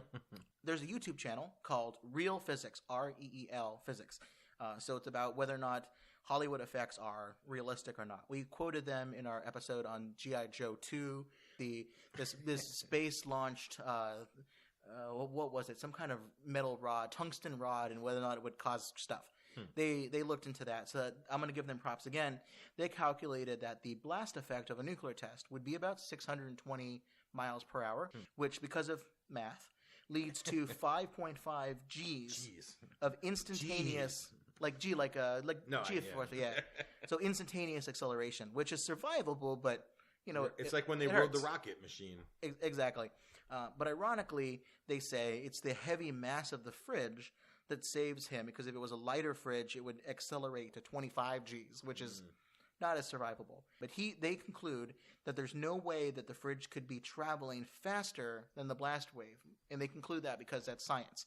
Right? Something that's being propelled by a force can't travel faster than the force that's propelling it, unless it's being propelled by its own rockets or things like that, right? Yeah, and that just looked weird in the movie, that he's been like thrown clear from everything. I mean, they overcatch and the car. Yeah, the car like left way before him. So let's assume that everything went perfectly, right? Let's assume that somehow there's one fridge that was lead lined for some reason, and there was enough lead, and let's say that he got, he survived the G's and he got thrown clear, and he wasn't killed by the acceleration. I mean, could he have actually survived? What about I'm worried. What about the radiation, the fallout? I mean, is he too close to the blast? Is this something that 1 in a million chance he actually could have survived, do you think? When you see him coming out of the fridge and he's out there and there's a mushroom cloud and people worry about is there continual radiation? I mean, there isn't prompt radiation anymore. That's an instantaneous thing that after a nuclear bomb goes off. So what you have to worry about is fallout. And I think the interesting thing about fallout is it tends to drop depending on where you are. A lot of wind prevailing questions and which way the wind is blowing, all that stuff. 30 minutes tends to be the rule of thumb of how long you have if you duck and cover and the explosion's taking place. 30 minutes is how long you have before debris starts to fall down. So I would assume that he sees the explosion, he takes a picture, right? And then he runs in the other direction. Maybe the wind isn't blowing towards him and it's blowing the other direction, because clearly there would be fallout because it was a near-the-ground explosion. He gets to somewhere, some fallout hits him, but he's able to get scrubbed down fairly quickly. I think he would be able to most likely survive his journey, which seems to be over the course of like another week or so. Okay. But he should be concerned about some kind of radiation, some kind of cancer in the future. Or no, it's the snakes. He's worried about the snakes instead. Or another son. Yeah. Oh, boy. Or he's fine because he's immune to all death and destruction because of his previous encounters. I think that's what we would need to invoke here to make sense of this. So one more website I want to give props to. It's a website called overthinkingit.com, which I think would get along very well with our podcast. A molecular biologist by the name of David Schechner concluded that in order for the archaeologist's stuffed Frigidaire to be accelerated by an atomic blast to the speeds that we see when he lands, it would need to be placed so close to the bomb that he would be obliterated by any of the myriad of effects. So I think that's an interesting question there. I think personally that the bigger problem would be that the fridge would be turned into an oven because of the heat being released. He'd have to make sure that the oven door wouldn't be opened up at all during this process. He must maybe close it with his own hands or something. Suction. But the question I posed to Gabe as a pilot, is this any worse than flying Spirit Airlines? Well, it's funny. Harrison Ford, who plays Indiana Jones, of course, is also a pilot, and he I think he's been in 2 accidents. I know one, his engine quit after takeoff. So I guess the question is it any worse than flying with Harrison Ford? No, I don't mean to. I think he's a very good pilot. And just had some bad luck, but yeah. That's something to worry about. So my concluding thought on this, I don't hear what you guys think about this, is I think this scene could be done differently, and it would be completely fine by my standards. If he would have gone inside a fallout shelter, or if he would have been inside the fridge, and they just put the house a little bit further away, and you see a scene of him coming out of rubble, and then getting a ride from the military because they noticed that he was there or something, like a helicopter ride. I agree with that. I think that would have been okay. You don't get the imagery of him surviving and looking at a nuclear explosion, mushroom cloud and all that stuff, but I would have been okay because I really think that this, I'll save this for a little bit later on. I like this scene quite a lot, and I'm glad it's in the movie. It's just done so weirdly. For me, it just feels out of place, and it does feel like something, it doesn't seem to fit the continuity of the movie. They're in this, military installation looking at, old crates, and then all of a sudden they're out in the desert and he's about to be blown up. And to me, it did have that vibe of like, oh, they had some idea that this would be a really cool thing to see. How do we work this in here? They work backwards. It was a little bit clumsy. But I kind of agree with you. I was enjoying it while I was watching it. I wasn't thinking, oh, this is so stupid. Versus toward the end of the movie when I'm seeing the alien spaceship. Right. That's another story. I thought the scene was okay.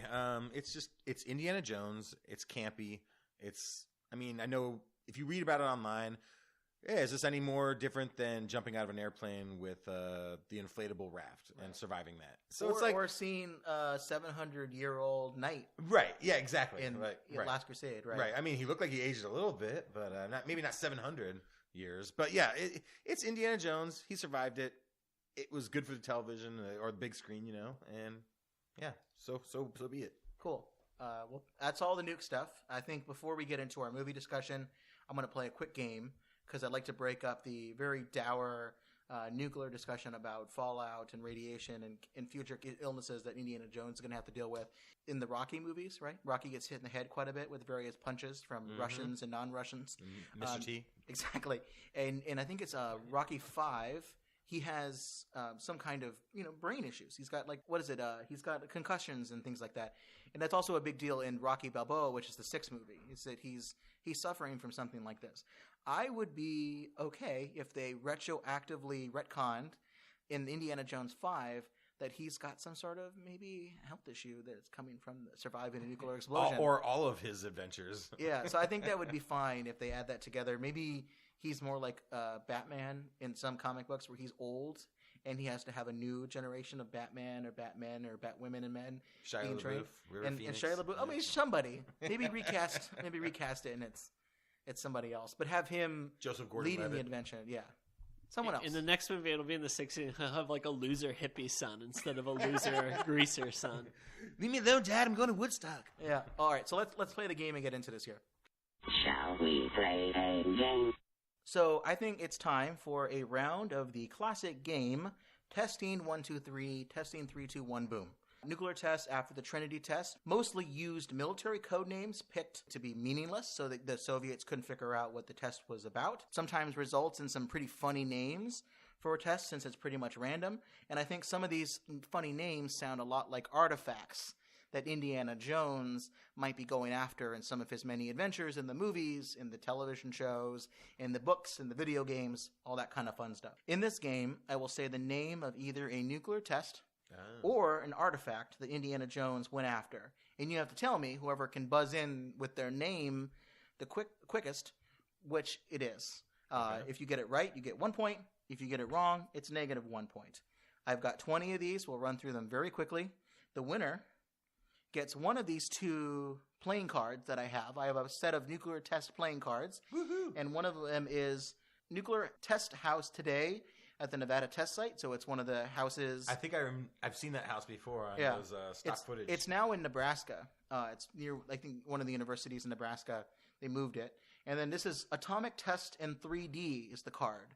And if you have 3D glasses, you can see a house being blown up by one of the tests that I mentioned earlier. This was the Apple II test. You're playing for one of these. You get to pick one of them. Winner gets it. First question. Buster Jangle Dog. Nuclear test or an artifact? Alex. Nuclear test. You have chosen wisely. That is correct. Woo! That is a test from 1951. It was one of the ones that first used troop maneuvers in Operation Desert Rock. So, first got us started off here. Next one is called Peace Pipe. Gabe, artifact. You have chosen wisely. Correct. Indiana Jones in the Young Indiana Jones series. Next one, Quicksilver Hearts. Alex. Nuclear. You have chosen wisely. Correct. These might not be that hard then. It was a 1979 nuclear test. I thought Quicksilver Hearts would sound sort of crazy. The next one, Sandstone Zebra. Alex. Artifact. You chose poorly. That is a nuclear test Dang! from 1945. Sandstone Zebra. Minus point. Minus point. So you're back at 1. Gabe's got 1. Next one, Aqueduct Muleshoe. Gabe, nuclear test. You have chosen wisely. It is a nuclear test. 1989. The next one, Ottoman Seal. Gabe, artifact. Correct. Dang. The Emperor's Tomb, an artifact discovered by Indiana Jones in Istanbul. So Gabe's got 3. Alex has 1. Got to catch up, buddy. I know. Next one is Peacock's Eye. Alex. Artifact. You have chosen wisely. Correct. Woo! Indiana Jones and the Temple of Doom. It was some sort of fancy diamond. It sounds like it was. I thought yeah. Peacock's Eye sounds a little bit like a nuclear test. The next one, Invincible Ruby. Alex. Artifact. You have chosen wisely. No, it is an artifact. Whew. Yes. Curse of the Got me scared Invincible there. Ruby. Ivy King. Gabe, nuclear test. You have chosen wisely. Correct. 1952, largest pure fission test. 500 kilotons. I knew that, of course. Yeah. it's You the didn't maybe it was largest. like Clearly- 500, clearly the 600, something like largest. that. It was Yeah. either 58 or 59 or Right. 57. Touchstone Nightingale. Alex. Nuclear test. You have chosen wisely. Correct. Whew! This was a test from 1988. Holy Thorn. Gabe, artifact. You have chosen wisely. Correct. From Indiana Jones and the Spear of Destiny. Jackal Headpiece. Alex. Artifact. You have chosen wisely. Artifact it is. These are getting easier now. From the Young Indiana Jones Chronicles. So that's 5-5. Here we go. Man. Uppsala Scroll. Alex. Artifact. You have chosen wisely. Artifact it is. Anything with a scroll in there, I thought. But some of the other ones kind of sound like that. The next one is Fishbowl Starfish. Gabe, Gabe. nuclear test. You have chosen wisely. It is. It was the high altitude test that produced EMP effects. Huh. Ivory Moon. Gabe, nuclear test. You chose poorly. Indiana Jones Ooh. in the Secret of the Sphinx. Thank God I'm not the only one that got one wrong. That was a tough one. So according to my math, which may or may not be right, it's just a game. Alex has 6 and Gabe has 5. Next one, Sunbeam Little Fella. Alex. Test. You have chosen wisely. Yeah, that's a test. That was an easier one. That one was the last atmospheric test done at the Nevada test site. Omega Book. Gabe, artifact. You have chosen wisely. Correct. Oh, I would have gone the other way. Secret of the Sphinx. Dragon Ring. Alex. Artifact. You have chosen wisely. Oh, that was not that easy. Yep. Indiana Jones and the Ghostly Riders. Either that Next or a Harry one. Potter thing or The something. next one. Fourth Nail. Gabe, nuclear test. You chose poorly. Indiana Jones. Oh no! I think Further Adventures I of. think that's the fourth nail in my coffin for this game. Oh, wow. Yeah, I don't think you can catch up here. The fourth nail was supposedly a nail from the crucifixion stolen by a gypsy. I don't know why you don't know Where's that. the fourth nail? The last one, Phalanx Mini Jade. Alex. Test. You have chosen wisely. How did you know that? I don't know. I thought that was going to be an artifact. Phalanx Mini Jade. Yeah. 1983 nuclear test. So, Alex, You get to pick your card. Congratulations. Enjoy your last time on this show. I'm not allowing you. We're on going back to anymore. the other Alex yeah, now. Exactly. All right, so that was. I think I'm gonna take the 3D blown away by the blast. Do I need glasses for these? I have some here from from some movie, so you can check them out. Excellent. All right, congratulations. Thank you. Strange game. The only winning move is not to play. All right, so let's wrap this up here. This episode has gone on a little bit longer, our normal Mini-Nuke, but there's a lot to talk about, even though this is just 1 or 2 scenes. Yeah, sorry for talking so much, guys. Oh, you said good words. You had the best words. So, the best words of any, Alex. So, the questions I have here, we've already kind of gone a little bit about this. Parking lot movie discussions. Say you were with me opening night when we watched this movie, and we're sitting in the parking lot before we go our separate ways, and we're talking about what we liked and disliked about the movie. Nukes and aliens. You think they're too weird for an Indiana Jones movie? Or is it fit? Because people have those complaints. I want to hear what you guys think about that question. I would say aliens too weird for Indiana Jones, but nukes not too weird.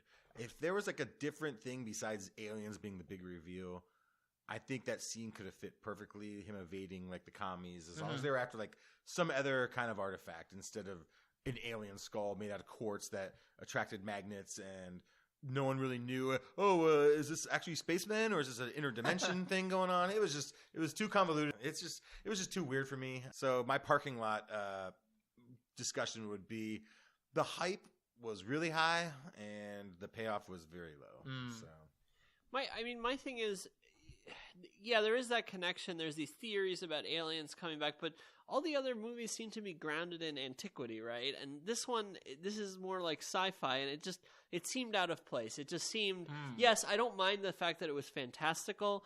I mind the fact that it was fantastical, but not like rooted in ancient mythology, that kind of thing. That's what really got me about the alien plot.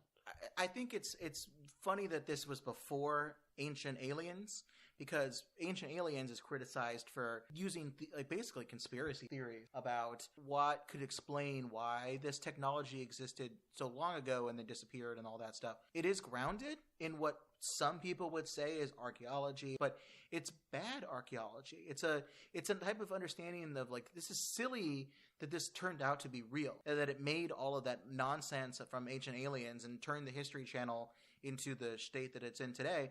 It basically said, all right, well, in this world of Indiana Jones, all that stuff is real. I also don't think why Indiana Jones doesn't have a mental breakdown, because he has now discovered that Jesus Christ is a real person who has powers and is actually God. And he firmly understands that because he's seen a 700-year-old knight surviving because of the Last Supper's chalice, cup, yeah. The chalice. He knows that's a real thing in this world. He's seen the power of the Ark of the Covenant.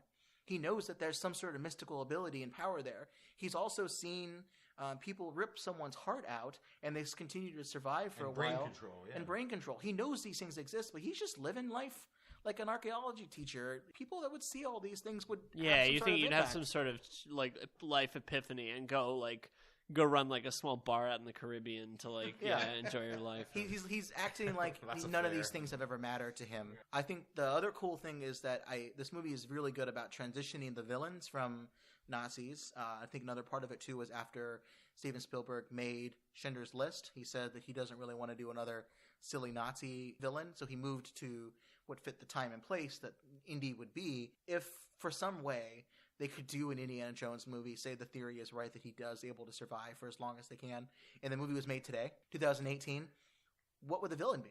That's a great question. Probably I think a terrorist type thing. Maybe like the ISIS is in Syria trying to like destroy the artifacts there. Oh yeah. Mr. Spielberg, if you're out there, I might be able to write a script for that. First he tries to protect the artifacts, then he gets involved in some sort of other mystical element to it.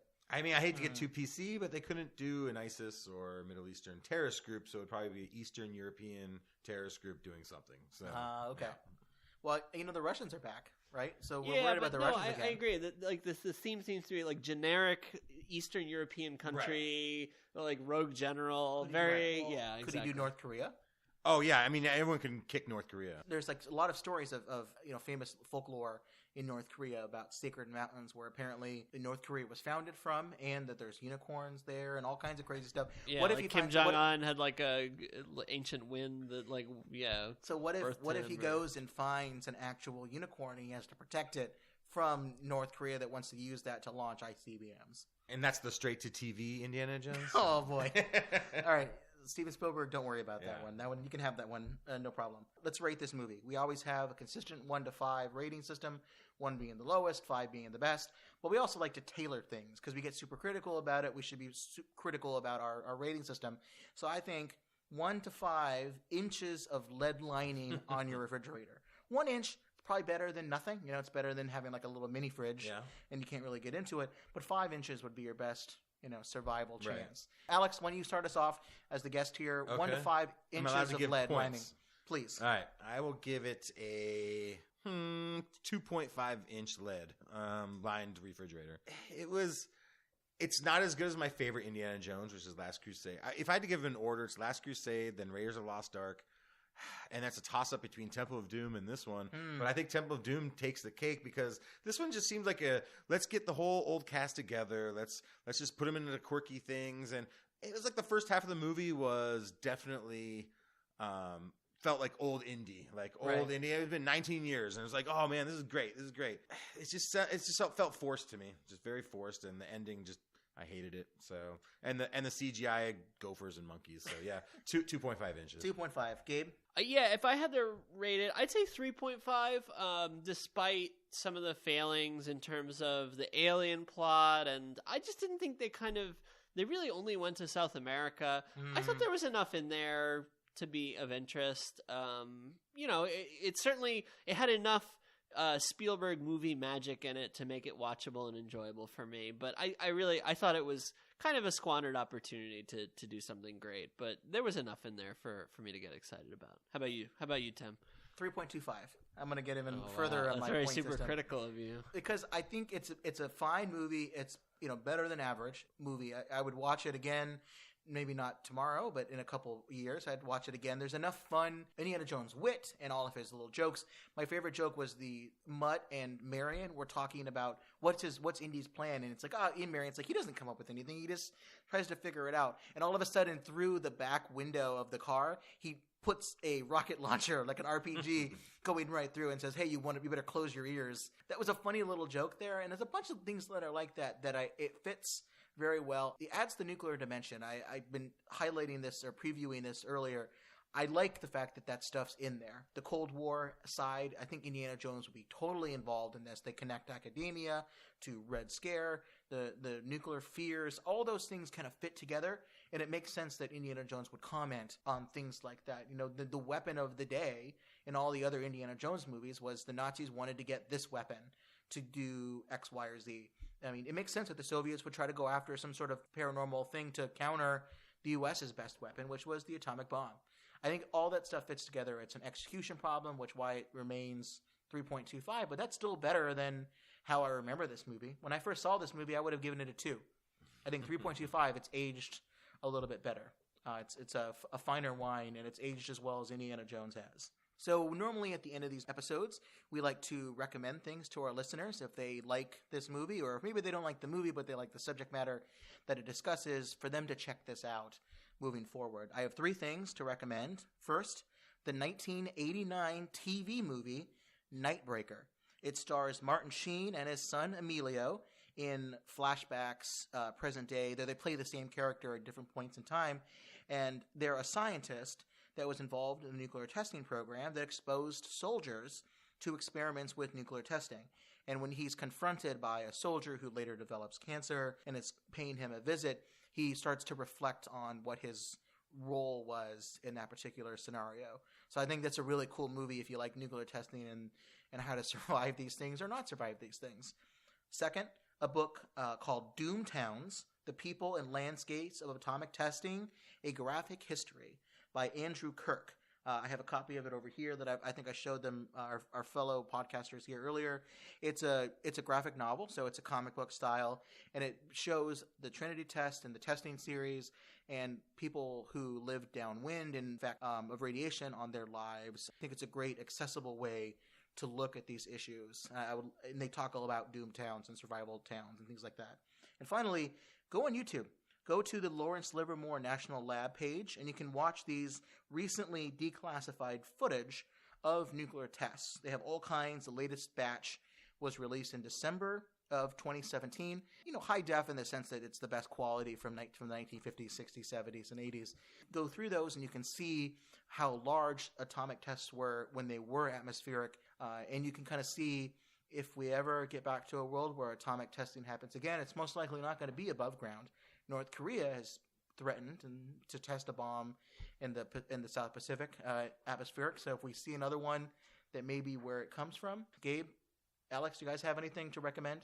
Not really. Just, Go see another Indiana Jones. Jones. I think you can find young Indiana Jones, which not many people haven't seen from like the 90s or whatever. You watch some of that stuff? Yeah, every once in a while, and then it gets a little old, and yeah, but it's okay. It's like cool seeing him do adventures in like Cairo and stuff in the 20s. So, any other good Harrison Ford movies about pilots and airplanes and things like that? Other than Star Wars, I guess, right? yeah, exactly. No, I'm good. Nothing to recommend. Well, if you have come up with anything, we'll add it to the show page later on. Alex, Gabe, thanks so much for coming on. Gabe, you're the co-host here, so you just have to be here now. Now that Joel, hopefully he's okay. I know he's still suffering from seeing into the eyes of the skull. But Alex, I appreciate you coming on here. Hope you had no fun. Sweat. Yeah, I had a great time. This was fun. I like it. Let's maybe do it again. With a better movie, maybe. No, maybe. 2.5 is like right in the middle, so it's it's one thumb up, one thumb down.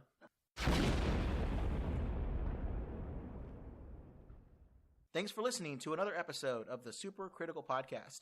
If you have any suggestions for future episodes, or you want to tell us what we got wrong, there are a couple ways you can contact the show. Gabe, where can they go? You go to our Facebook page, facebook.com/supercriticalpodcast. You could also find us on Twitter, along with some other people who tweet, @nuclearpodcast. And email supercriticalpodcast, all one word, @gmail.com. And if you've enjoyed the program, please go on iTunes or wherever you listen to it. Give us a 5-star review, subscribe, or a 4-star. I'm okay with that too. But this really helps to grow the show. We appreciate it. We always like listening to people's feedback and reading about that stuff. Thanks very much for those that have done that. And until next time, this has been Tim Westmyer. And Gabe. And Alex, number 5. And remember, if it's pop culture and radioactive, we're bound to get super critical about it. Have a good one.